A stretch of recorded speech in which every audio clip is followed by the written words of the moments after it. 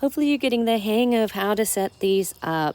Now we're finally on to the full set of conversions.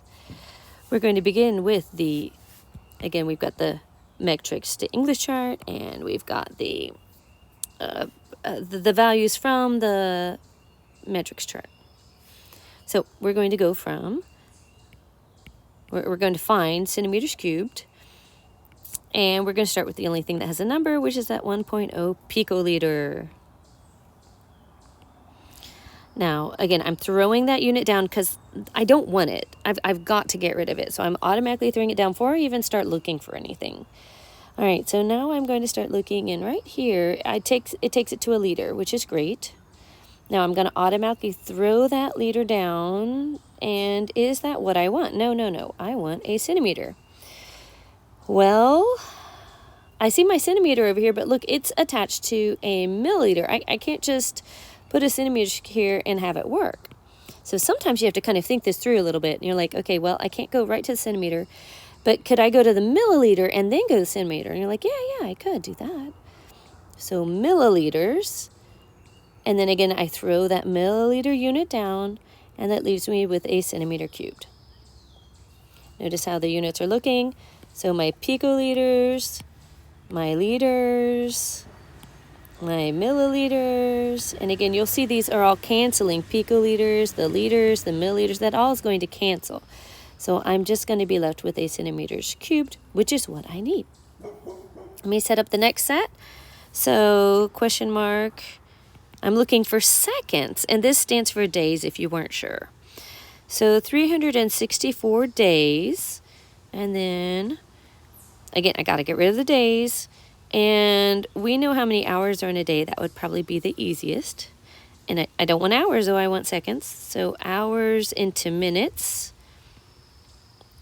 And then I got to get rid of the minutes, and I'm going to turn them into seconds. All right, we'll go back up. Well, let me make sure you see that. So there's my days are canceling. My hours will cancel. And my minutes will cancel. So again, that'll be a cancel, that'll cancel, and that'll give me my seconds. So I'm going to throw my numbers in. If I go back up here, here's my picoliter set of numbers. So 1 and 1 times 10 to the minus 12th. Over here was my milliliters number. So 1 and 1 times 10 to the minus 3. And then this was over here, 1 to 1. And I'm going to fill out the other one. We know that in one day there are 24 hours. We know that in 1 hour there are 60 minutes, and we know that in 1 minute there are 60 seconds. Let's throw our calculator over here. So we have 1.0 times 1 second, E. That's my EXP key. I'm using the negative key, 12. And we can do times and times if we want, times 1, but again, you don't have to put those in. Divided by, again, 1. You don't have to put that one in. Divided by 1. There's my E key, my negative key, and a 3. And again, there's another 1. Like I said, you don't have to put any of these 1s in here. Like you don't have to put that one or that because, dividing by or multiplying by a 1. It's just the first few times, sometimes everyone wants to see every number. All right, and then enter, and that gives me 1 times 10 to the negative 9th. And this is exact, and this is 1 to 1. So this is an exact conversion also. So 2 sig figs, and so I need this to be 2 sig figs, so I would write that as 1.0. 364